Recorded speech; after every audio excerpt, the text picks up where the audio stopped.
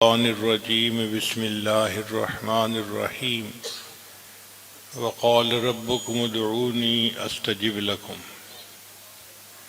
وقال رسول الله صلى الله عليه وسلم الدعاء مخ العبادة سبحان ربك رب العزة عما يصفون وسلام على المرسلين والحمد لله رب العالمين اللهم صل على سيدنا محمد وعلى آل سيدنا محمد وبارك وسلم۔ اللہ رب العزت کا لاکھ لاکھ شکر، ارب خرب شکر کہ اس نے ہمیں انسان بنایا۔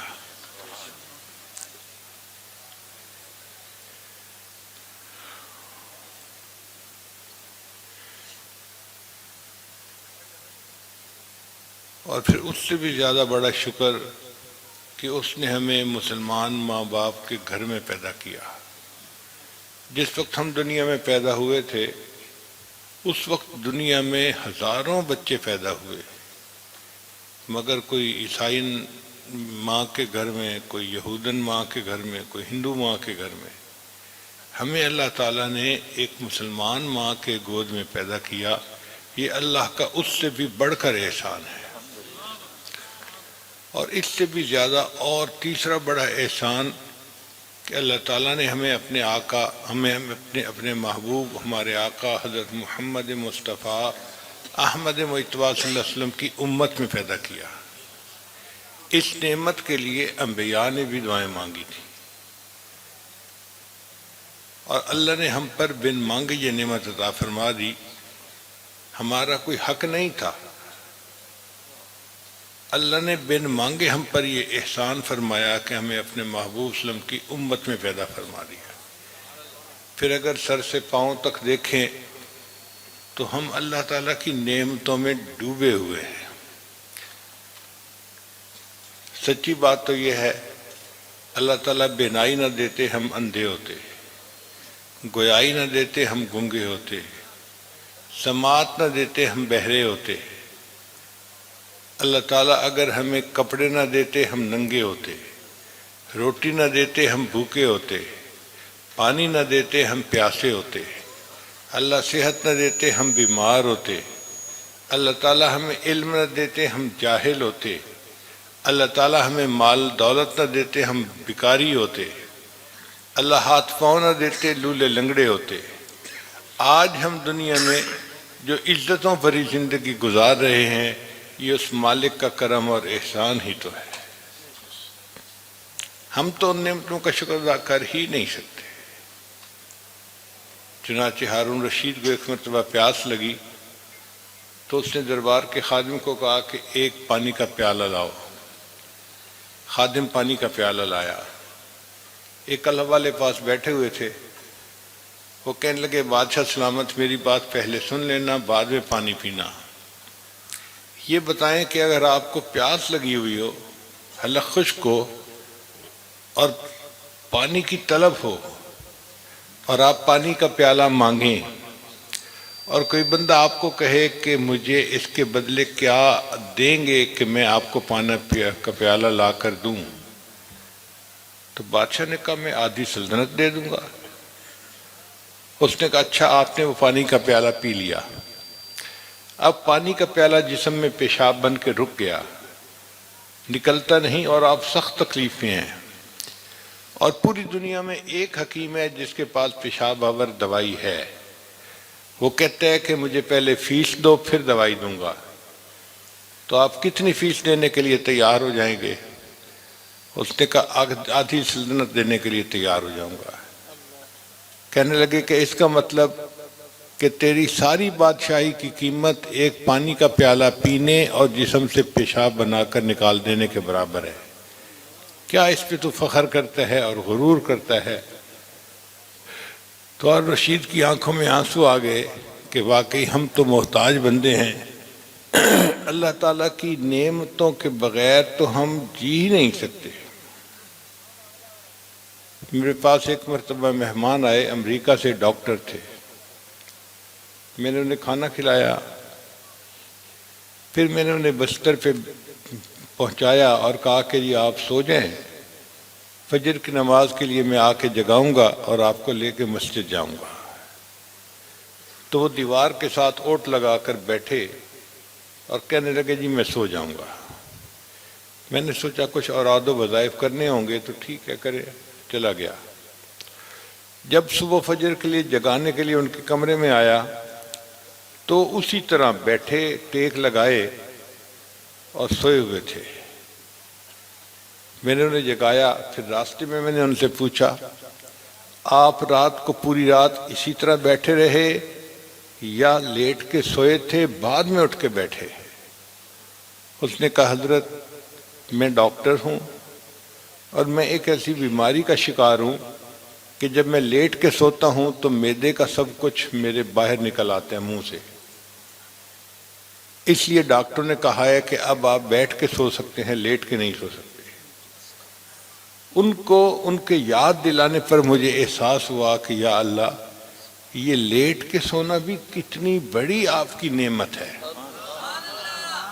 پھر ہم نے اس پر ریسرچ شروع کی تو ہمیں پتہ چلا کہ بہت سارے جاندار ایسے ہیں جو لیٹ کے نہیں سوتے، کھڑے کھڑے سو لیتے ہیں، ان کی قسمت میں لیٹ کے سونا نہیں ہے۔ اور ہمیں دیکھیں اللہ تعالیٰ نے کتنی بڑی نعمت عطا فرمائی، سردی کے موسم میں کمبل لے کر رضائی لے کر آرام سے لیٹ کے نیند کے مزے لے رہے ہوتے ہیں۔ یہ اللہ تعالیٰ کا فضل اور اس کا احسان ہی تو ہے۔ ایک مرتبہ میں نے حرم شریف میں نماز پڑھی تو اگلی صف میں ایک عربی آدمی تھا، جبہ پہنا ہوا تھا۔ میں اسے دیکھ کر حیران ہوا کہ اس کے دونوں بازو کندھوں سے کٹے ہوئے تھے، یعنی سرے سے بازو تھے ہی نہیں، اور وہ نماز پڑھ رہا تھا۔ میں یہی سوچتا رہا یا اللہ یہ اپنے منہ میں لقمہ کیسے ڈالتا ہوگا، دوسرے کی محتاجی خود تو ڈال بھی نہیں سکتا، اے اللہ یہ قضائے حاجت سے فارغ کیسے ہوتا ہوگا، اے اللہ رات کو سوتے ہوئے اس کے اوپر سے کمبل رضائی ہٹ جائے تو یہ دوبارہ رضائی کو کیسے اپنے اوپر لیتا ہوگا۔ اور ایسا بندہ بھی حرم میں آ کے نماز پڑھ رہا ہے اور اللہ کا شکر ادا کر رہا ہے۔ ہمیں اللہ نے صحیح سلامت ہاتھ دیے، پاؤں دیے، جسم دیا، ہم اللہ کا کیوں نہیں شکر ادا کرتے؟ ہمیں بھی چاہیے کہ جتنا شکر ادا کرتے ہیں کر سکتے ہیں اتنا زیادہ کریں۔ اللہ رب العزت چاہتے ہیں کہ میرے بندے مجھ سے مانگیں۔ حدیث مبارکہ میں ہے من لم یسأل اللہ یغضب علیہ، کہ جو بندہ اللہ سے سوال نہیں کرتا اللہ تعالیٰ اس بندے سے ناراض ہوتے ہیں۔ یہی تو خالق اور مخلوق کا فرق ہے۔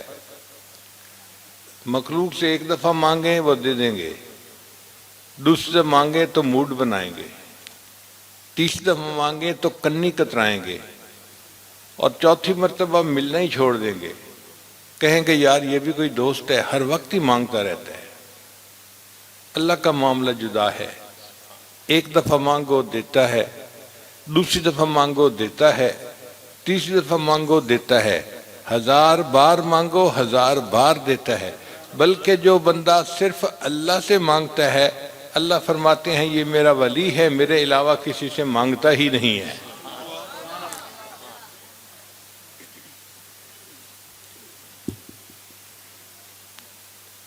مخلوق کے دینے میں اور اللہ کے دینے میں ایک فرق یہ بھی ہے کہ مخلوق کئی مرتبہ دیتی ہے ناراض ہو کر دیتی ہے۔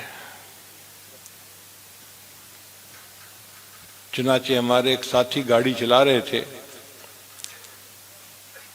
ایک اشارے پر گاڑی رکی تو کوئی فقیر آ گیا، اس نے شیشہ کھٹکھٹایا اور مانگا کہ اللہ کے نام پہ دو۔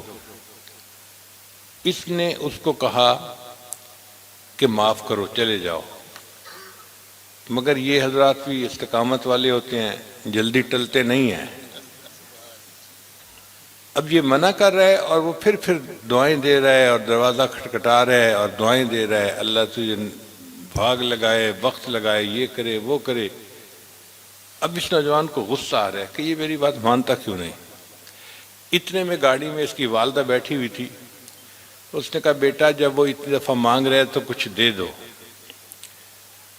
اب اس آدمی نے اپنی جیب سے 100 روپیہ نکالا اور اس فقیر کو تو دیا، مگر بڑی غصے والی نگاہوں سے دیکھا، تو مخلوق نے دیا مگر غصے کے ساتھ دیا۔ اللہ تعالیٰ کے دینے میں یہ فرق ہے کہ وہ جب بھی دیتا ہے بندے کو غصے سے نہیں دیتا، خوشی سے دیتا ہے۔ پھر ہم نے دنیا کو دیکھا کہ دینے کا وقت آئے تو اپنوں کو دیتے ہیں اور پرایوں کے منہ سے تو لقمہ بھی چھین لیتے ہیں۔ آپ جانتے ہیں جو بھی حکومت میں آتا ہے وہ اپنی پارٹی میں وزارتیں عمارتیں تقسیم کرتا ہے، اور جو دوسرے ہوتے ہیں ان کو تو جیلوں میں ڈال دیتا ہے۔ یہ دستور ہے دنیا کا، اپنوں کو دیتے ہیں اور پرایوں کو محروم کرتے ہیں۔ مگر اللہ کی شان جدا ہے، اللہ اپنوں کو بھی دیتا ہے، پرایوں کو بھی دیتا ہے۔ دیکھیں ایمان والوں کو اولاد کون دیتا ہے اور کافروں کو اولاد کون دیتا ہے؟ تو اس کا مطلب یہ کہ اللہ اپنوں کو بھی دیتا ہے، پرایوں کو بھی دیتا ہے، غیروں کو بھی دیتا ہے۔ اللہ تعالیٰ وفاداروں کو بھی دیتا ہے اور اللہ بے وفاؤں کو بھی دیتا ہے، غداروں کو بھی دیتا ہے۔ اس پروردگار کی دین ہر کسی کے اوپر ہے، چاہے وہ ایمان والا ہے چاہے ایمان سے خالی ہے، دنیا میں سب کو عطا کرتا ہے، اس لیے اس کا نام الرحمن ہے۔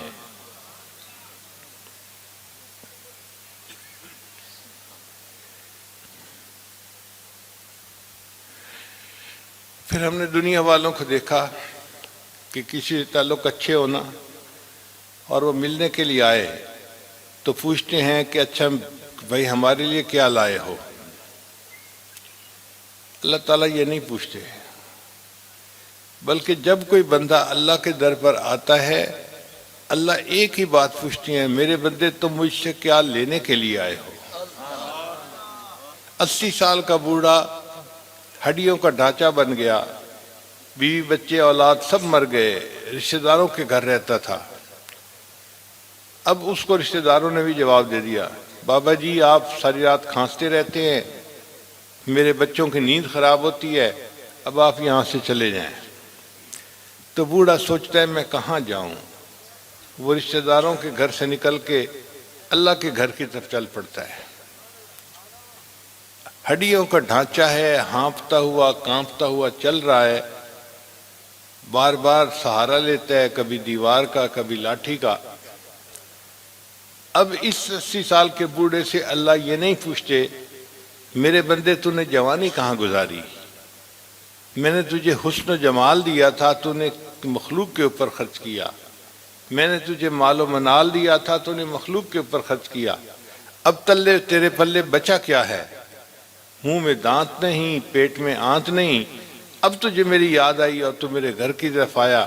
اللہ فرماتے ہیں یہ بوڑھا بھی آتا ہوا مجھے اتنا پیارا لگتا ہے، وَإِنْ أَتَانِي يَمْشِي أَتَيْتُهُ هَرْوَلًا، یہ چل کے میرے گھر کی طرف آ رہا ہوتا ہے، میری رحمت اس کی طرف دوڑ کے جا رہی ہوتی ہے۔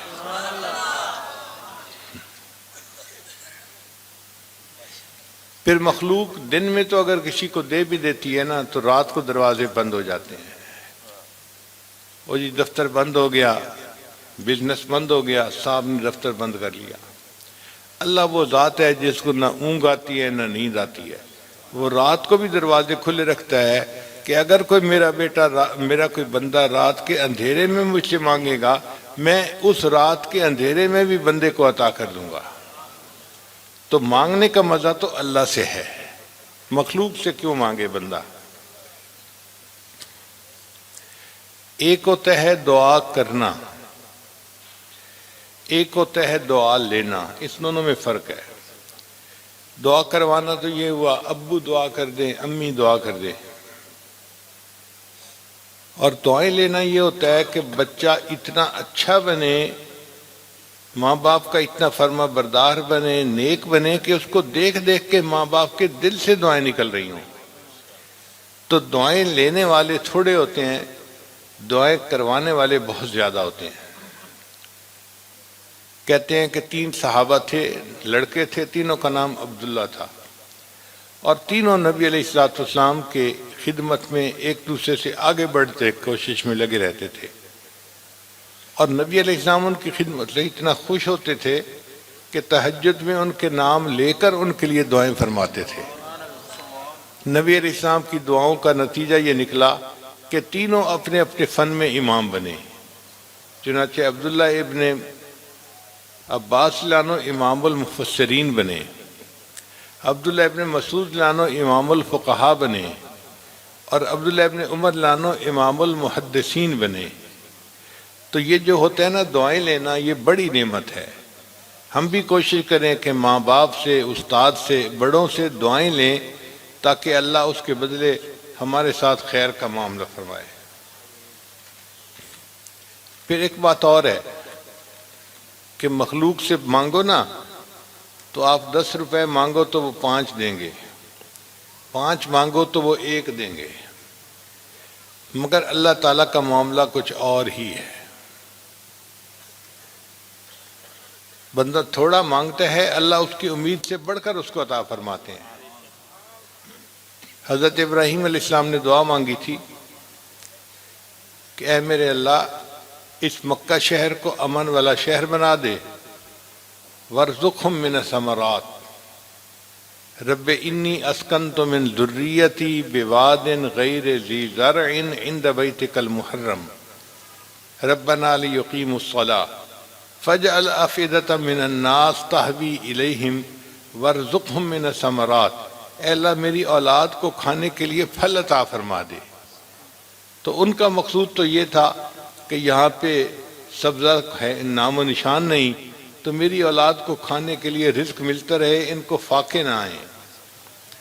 اللہ رب العزت نے قرآن مجید میں اس دعا کا جواب دیا اور فرمایا کہ اے میرے خلیل، آپ نے دعا مانگی کہ وارزقہم من الثمرات، ان کو پھل عطا فرما دینا، یجبا الیہ ثمرات کل شیء، میں ان کو ہر چیز کا پھل عطا فرما دوں گا۔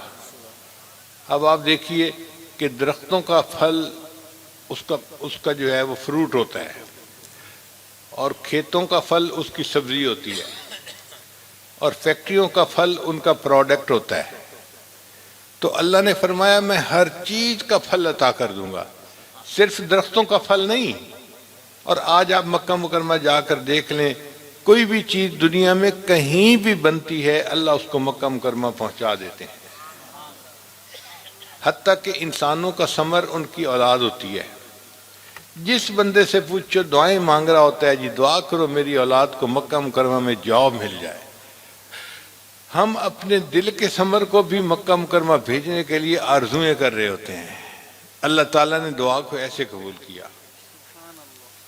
دوسری مثال، حضرت عمر رضی اللہ تعالیٰ عنہ مکہ مکرمہ سے مدینہ منورہ عمرہ کر کے واپس آ رہے تھے، رات کو ایک جگہ ویرانے میں سو گئے۔ آنکھ کھلی تو ان کو آسمان کے اوپر 14ویں کا چاند چمکتا نظر آیا۔ اب 14ویں کے چاند کو دیکھ کے حضرت عمر لانو کو مدینہ کا چاند یاد آ گیا، نبی علیہ السلام کی طرف توجہ گئی، تو انہوں نے اس وقت اللہ سے دعا مانگی، اللہم ارزقنی شہادتاً فی سبیلک، اے اللہ مجھے اپنے رستے میں شہادت عطا فرما دے، وجعل قبری فی بلد حبیبک، اور اپنے حبیب کے شہر میں میری قبر کو بنا دے۔ بندہ اللہ کے سامنے دل کی تمنائیں بیان کرتا ہے نا، تو انہوں نے رات کے اس وقت میں یہ دعا مانگی، اللہ نے ان کی دعا قبول فرما لی۔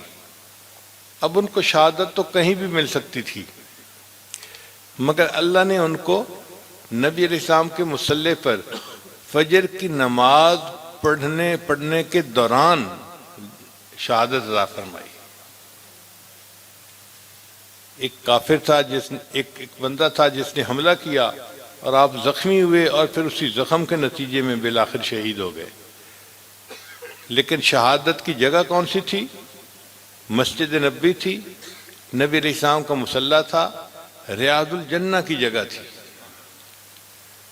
پھر آپ یہ بھی دیکھیے کہ اگر مدینہ کے کسی کونے میں دفن ہو جاتے تو دعا پوری ہو جاتی۔ اللہ نے فرمایا نہیں، میرے بندے تو نے دعا مانگی ہے نا کہ مدینہ میں مجھے دفن کر دینا، میں تجھے اپنے محبوب کے حجرے کے اندر دفن ہونے کی سعادت عطا فرماؤں گا۔ وہ حجرہ جس کو نبی السلام نے فرمایا کہ روضۃ من ریاض الجنہ، جو جنت کے ٹکڑوں میں سے ایک ٹکڑا ہے، باغ ہے، اللہ نے ان کو جنت کے باغ میں دفن ہونے کی سعادت عطا فرمائی۔ تو مانگنے والے کے تصور میں اتنا نہیں تھا جتنا دینے والے نے عطا کر دیا۔ ٹوٹے رشتے وہ جوڑ دیتا ہے، بات رب پہ جو چھوڑ دیتا ہے۔ ٹوٹے رشتے وہ جوڑ دیتا ہے، بات رب پہ جو چھوڑ دیتا ہے، اس کے فضل و کرم کے کیا کہنے، لاکھ مانگو کروڑ دیتا ہے۔ ہم تھوڑا مانگتے ہیں اور اللہ ہماری اوقات سے بڑھ کر ہمیں عطا فرما دیتے ہیں، اس لیے کہ وہ پروردگار ہے، وہ بڑا ہے، اس کو دے کے خوشی ہوتی ہے۔ دنیا لے کے خوش ہوتی ہے اور پروردگار دے کے خوش ہوتے ہیں۔ اس لیے قرآن مجید میں اللہ تعالیٰ نے صحابہ کرام کے کچھ سوالوں کو نقل کیا، اس کی ایک ترتیب بنا دی۔ یسألونک ماذا ینفقون، اے میرے محبوب یہ آپ سے پوچھتے ہیں کہ ہم کیا خرچ کریں۔ یسألونک عن الاہلہ قل ہی مواقیت للناس والحج، آپ فرما دیجئے کہ یہ ہے، یعنی یہ لوگ سوال پوچھتے ہیں، اب آپ فرما دیجئے کہ یہ کریں۔ یسألونک عن المحیض قل هو اذن فاعتزلوا النساء فی المحیض۔ تو ایک ترتیب ہے جو پورے قرآن مجید میں اسی طرح ہے۔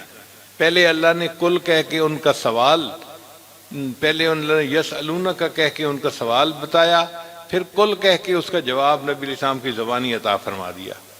لیکن ایک جگہ ایسی آئی کہ جہاں سوال پوچھنے والے نے سوال پوچھا تو یوں کہیں اپنی زبان میں کہ اللہ کو بھی مزہ آ گیا۔ اللہ کے لیے یہ الفاظ ٹھیک نہیں ہیں، اللہ اس سے بہت بلند ہے، مگر میں سمجھنے کی خاطر کہہ رہا ہوں کہ سوال ہی اتنا اچھا تھا، مزیدار تھا کہ اللہ کو بھی لطف آ گیا۔ وہ کیا تھا؟ اللہ فرماتے ہیں وَإِذَا سَأَلَكَ عِبَادِي أَنِّي، جب یہ بندے ہیں میرے محبوب آپ سے میرے بارے میں پوچھیں، فَإِنِّي قریب، ترتیب بدل دی، جواب نبی علیہ السلام کی زبان سے نہیں دلوایا، اللہ نے ڈائریکٹ خود جواب دیا، میں تو ان کی رگ جان سے زیادہ ان کے قریب ہوں۔ اس سے اندازہ لگائیے کہ اللہ کتنا پسند کرتے کہ میرے بندے مجھ سے ڈائریکٹ مانگیں اور میرے قریب ہو جائیں۔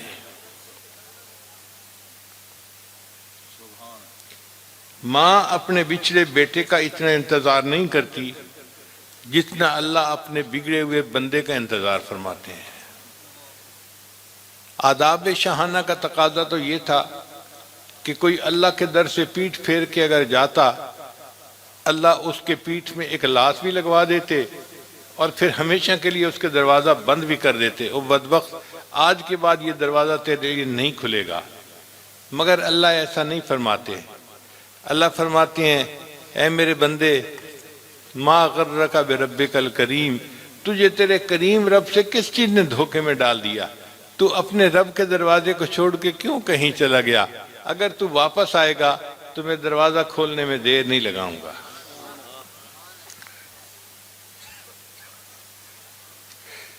اس لیے ہمیں چاہیے کہ ہم جو مانگنا ہو اپنے اللہ سے مانگیں۔ ایک نقطہ اور ذہن میں رکھیے گا، ایک ہوتا ہے دعا مانگنا اور ایک ہوتا ہے کام ذمے لگانا۔ آج کے دور میں ہم دعا نہیں مانگتے، ہم کام اللہ کے ذمے لگاتے ہیں۔ سچی بات یہ ہے کہ فیکٹری میں مینیجر آتے ہیں نا تو صبح صبح آ کے فورمین کو کہتے ہیں تم یہ کر لو، اور سپروائزر کو کہتے ہیں تم یہ کر لینا، اور الیکٹریشین تم یہ کر لینا، اور مکینک تم نے یہ کر لینا ہے، کام ذمے لگا رہا ہوتا ہے۔ ہمارے دعا مانگنے کا طریقہ بالکل یہی ہے، یا اللہ میرے بیٹے کی شادی ہو جائے، بیٹی کو رشتہ مل جائے، میرا قرض دور ہو جائے، میرا فلاں ہو جائے، میرا فلاں ہو جائے۔ ہم اللہ کے ذمے کام لگا رہے ہوتے ہیں۔ بھئی اللہ سے دعا مانگنا اور عمل ہے۔ اللہ سے دعا کیسے مانگنی چاہیے؟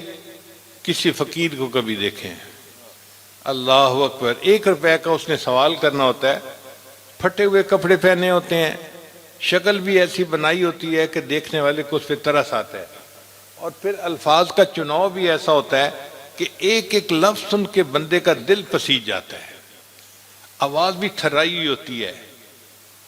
جس نے 1 روپے کا سوال کرنا ہے، اگر وہ اتنا عاجزی کے ساتھ سوال کرتا ہے، ہم نے تو اللہ سے اللہ کو مانگنا ہے، ہمیں کتنی عاجزی کرنی چاہیے۔ اس لیے جب تک دعا دل سے نہیں نکلتی قبول نہیں ہوتی۔ بہت سارے دوستوں کو سنا، او جی 10 سال ہو گئے دعا مانگتے ہوئے، اللہ ہماری سنتا نہیں۔ بھئی اللہ سب کی سنتا ہے اور جواب بھی دیتا ہے، مگر فرق یہ ہے کہ ہم دل سے دعا کرتے ہی نہیں، وہ دعا اللہ تعالیٰ تک پہنچتی ہی نہیں ہے۔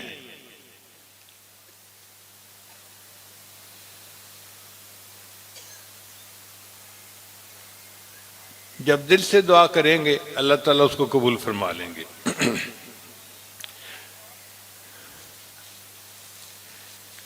چنانچہ ایک کتابوں میں واقعہ لکھا ہوا ہے کہ ایک بادشاہ تھا جو بڑا سخت تھا، وہ طواف کر رہا تھا، اس نے ایک اندھے کو دیکھا جو بیٹھا دعا مانگ رہا ہے، اے اللہ میری بینائی عطا فرما دے، میری آنکھیں ٹھیک کر دے۔ اس نے جب 2 طواف کے چکر کر لیے تو وہ آ کے رکا، اور اس اندھے کو اس نے ٹھوکر لگا کے کہا کہ اندھے تجھے پتہ ہے میں کون ہوں؟ اس نے کہا مجھے تو نہیں پتا۔ کہنے لگا میں حجاج بن یوسف ہوں۔ اب حجاج بن یوسف کا نام سن کے نا تو بڑے بڑوں کے پتے پانی ہو جاتے تھے کہ بڑا ظالم تھا، بڑا سخت تھا، جو کہہ دیتا تھا وہ کر دیتا تھا۔ بندے کو مروا دینا اس کے لیے معمولی بات تھی۔ تو جب اندھے نے حجاج بن یوسف کا نام سنا تو وہ تو ڈر گیا۔ حجاج بن یوسف نے کہا کہ میں نے طواف کے 2 چکروں میں دیکھا ہے تو دعا مانگ رہا ہے اللہ میری بینائی ٹھیک کر دے، اگر میرا طواف مکمل ہونے تک تجھے بینائی نہ ملی نا تو میں تجھے قتل کروا دوں گا۔ اور یہ کہہ کے 2 سپاہیوں کی ڈیوٹی لگائی کہ یہ اندھا یہاں سے کہیں ادھر ادھر جانے نہ پائے، خود طواف کرنے لگ گیا۔ اب جب وہ طواف کرنے لگ گیا تو اندھے نے اب پھر دعا مانگنی شروع کر دی، یا اللہ اب تک تو بینائی کا سوال تھا، اب تو زندگی کا سوال ہے، اب تو یہ بندہ مجھے قتل کروا دے گا۔ ایسا وہ پھوٹ پھوٹ کے رویا کہ طواف مکمل ہونے سے پہلے اللہ نے اس کو بینائی عطا فرما دی۔ حجاج بن یوسف نے کہا کہ جیسے تو پہلے دعا مانگ رہا تھا نا، ساری زندگی اس طرح کی دعا مانگتا رہتا کبھی قبول نہ ہوتی، اب تجھے جب فکر لگی اور تیرا دل تڑپا اور تو نے تڑپ کے دعا مانگی، اللہ نے تیری دعا کو قبول فرما لیا۔ اس کی مثال یوں سمجھیں، اگر زمین پر 100 فٹ پہ پانی نکلتا ہے تو آپ 50-50 فٹ کے 1,00,000 بور کروائیں، کسی میں سے پانی نہیں نکلے گا۔ ایک بور اگر آپ 100 فٹ کا کروا لیں گے نا تو اس میں سے پانی نکل آئے گا۔ اسی طرح اللہ کے ہاں دعا قبول ہونے کے لیے عاجزی کی ایک پیمائش ہے۔ جب اس عاجزی کے ساتھ، آہوزاری کے ساتھ اللہ سے دعا مانگیں گے، ایک ہی دفعہ مانگیں گے، اللہ اسی دعا کو قبول فرما لیں گے۔ اور ہم غفلت کے ساتھ بیٹھے ہوئے ہاتھ اٹھا کے دعا پڑھ رہے ہوتے ہیں، دعا مانگ نہیں رہے ہوتے۔ چنانچہ دعا مانگنے کے بعد اگر کوئی بلا کے پوچھے نا تم نے کون کون سی دعائیں مانگی، تو بندے کو خود پتہ نہیں ہوتا کہ میں نے کون سی دعائیں مانگی ہیں۔ غفلت کا یہ حال ہے۔ اس لیے دعا مانگیں تو ہم توجہ کے ساتھ مانگیں، عاجزی کے ساتھ مانگیں اور آہوزاری کے ساتھ مانگیں۔ اللہ تعالیٰ چاہتے ہیں کہ میرے بندے میرے سامنے بچھیں، آہوزاری کریں، میں ان کی مرادوں کو پورا کر دوں۔ آپ غور کریں، ماں کو اپنے بیٹے سے کتنا پیار ہوتا ہے، لیکن بچہ جب روتا ہے نا کہ امی دودھ چاہیے، پھر ماں اسے دودھ دیتی ہے۔ اسی طرح بندہ جب دعا مانگتے ہوئے اللہ سے آہوزاری کرتا ہے، فریاد کرتا ہے، اللہ اس کی فریاد کو سن کر پھر اس کے لیے کام آسان فرما دیتے ہیں۔ اور ہم فریاد تو کرتے ہی نہیں، ہم تو بس دعائیں پڑھ رہے ہوتے ہیں، ربنا آتنا، ربنا ظلمنا، ربنا لا تزغ قلوبنا۔ معنی کا بھی پتہ نہیں ہوتا کہ ہم کر کے آ رہے ہیں۔ اس لیے دعا کا مانگنا ایک عبادت ہے۔ نبی اسلام نے فرمایا الدعاء مخ العبادہ، دعا عبادت کا مغز ہے، عبادت کی کریم ہے، عبادت کا نچوڑ ہے، ساری عبادتوں کا لب لباب ہی دعا ہے۔ جس کو دعا مانگنی آ گئی اس کو اللہ سے لینا آ گیا۔ پھر وہ بندہ کتنا خوش نصیب ہے کہ جس کو اللہ سے لینا آ جائے۔ اس لیے آپ حضرات نے 3 دن رات یہاں پر مجاہدہ کیا۔ میں تو سن کے حیران رہا ہوں، زیادہ میرا آنا جانا یہاں نہیں ہوا، تو میں تو آج ارشد درخاستی صاحب سے پوچھ رہا تھا کہ کیسے جلسہ شروع ہوتا ہے، کب ختم ہوتا ہے۔ وہ بتا رہے تھے جی کہ صبح شروع ہوتا ہے اور عصر تک رہتا ہے، پھر عشاء کے بعد شروع ہوتا ہے اور رات کے 2-3 بجے تک رہتا ہے۔ اتنی لمبی لمبی مجالس، اور ملک کے چنے ہوئے خطیب، بڑے بڑے خطیب ماشاءاللہ۔ ابھی میں آیا ہوں تو کئی خطیب حضرات تو مجھے بھی ملے، تو اتنے اعلیٰ اعلیٰ خطیب یہاں آ کے خطابت کے جوہر دکھاتے ہیں، تقریریں کرتے ہیں۔ تو آپ حضرات اللہ کی محبت میں یہ سب بیانات سنتے ہیں۔ فرما رہے تھے کہ ابھی دعا کی مجلس ہے، اس لیے میرے دل میں خیال آیا کہ کیوں نہ میں دعا کے بارے میں کچھ باتیں آپ کی خدمت میں پیش کر دوں۔ اللہ تعالی ہمیں آہوزاری کے ساتھ دعا کرنے کی توفیق عطا فرمائے۔ ہمارے حضرت مرشد عالم رحمۃ اللہ فرمایا کرتے تھے کہ مدارس والوں کے کام اللہ سنوارتا ہے، مگر اللہ یہ چاہتا ہے کہ یہ رات کو اٹھ کر میرے سامنے روتے رہیں۔ فرماتے رہتے کہ مدارس والے یہیں بھی کرتے رہتے ہیں اور اللہ ان کے کام بھی کرتا رہتا ہے، اور اللہ کو ان کا رونا پسند ہے، اس لیے ان کو چاہیے کہ خوب رویا کریں اور اللہ سے اپنے مسئلے حل کروا لیا کریں۔ اللہ تعالی ہمیں دعا مانگنے کی بھی توفیق عطا فرمائے اور ہماری دعاؤں کو اپنی رحمت سے قبول بھی فرمائے۔ تنگ دستی کے جو عالم میں گھبراتا ہوں، تنگ دستی کے جو عالم میں گھبراتا ہوں، پر در غیر پہ جاتے ہوئے شرماتا ہوں۔ ہاتھ پھیلانے میں محتاج کو غیرت کیسی، فرق یہ ہے کہ بندہ تیرا کہلاتا ہوں۔ اے اللہ، محتاج تو ہر کسی کے سامنے ہاتھ پھیلاتا ہے، اور مجھے بھی ہاتھ پھیلانے میں کوئی غیرت نہیں ہے، لیکن اصل بات یہ ہے کہ بندہ میں تیرا کہلاؤں اور جاؤں کسی اور کے در پہ، یہ بات مجھے اچھی نہیں لگتی۔ تجھ سے مانگا ہے تجھ سے لیں گے، تمہیں سے لیں گے، تمہارے در سے ہی لو لگی ہے۔ بس اللہ کے در سے لو لگا کے بیٹھ جائیے اور اس وقت اللہ سے خوب مانگیے، انشاءاللہ یہ اجتماع کامیاب ہوگا اگر اللہ نے ہماری دعاؤں کو قبول فرما لیا۔ یہ عاجز پہلے توبہ کے کلمات پڑھائے گا، پھر اس کے بعد دعا ہوگی۔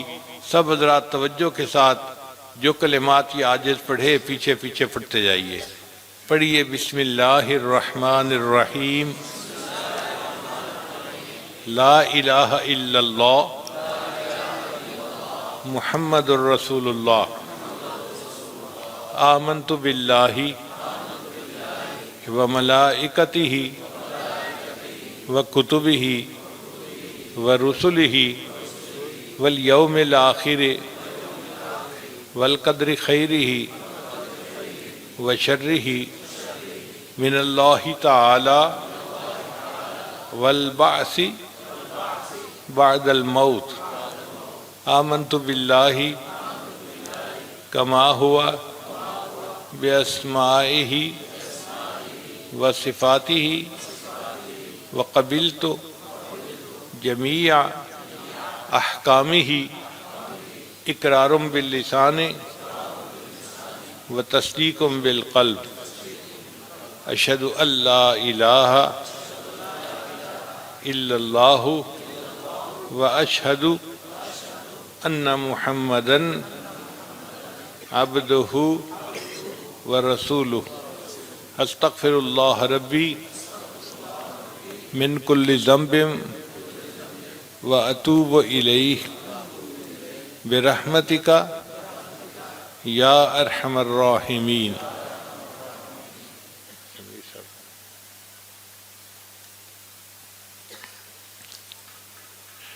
ان کلمات کو پڑھنے سے ہم تو بتائے ہو چکے ہیں، چند معمولات ہیں جن کو باقاعدگی سے کریں گے تو اللہ تعالیٰ دل کو منور کریں گے۔ ہمارے ساتھی سمیر صاحب ہیں، وہ آ جائیں ذرا.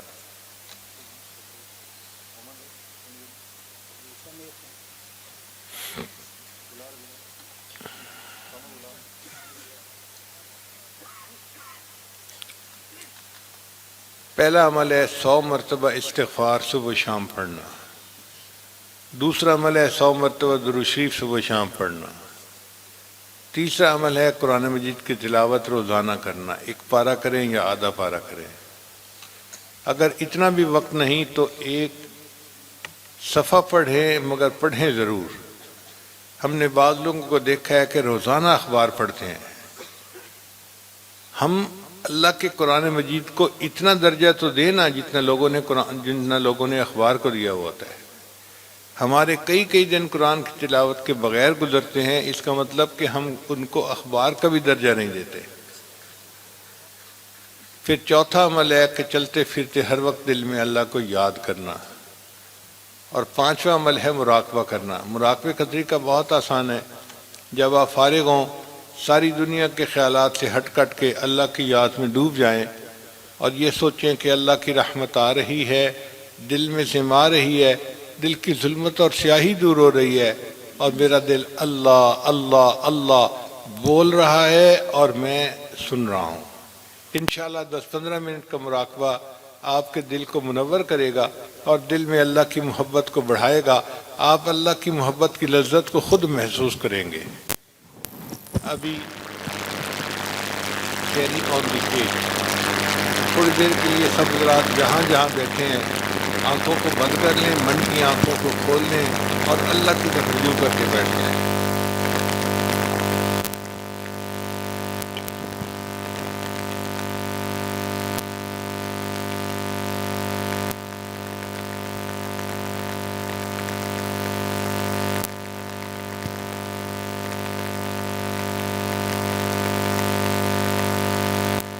اپنے کسی عمل بے سہارا ہی نہیں ہے، اپنے کسی عمل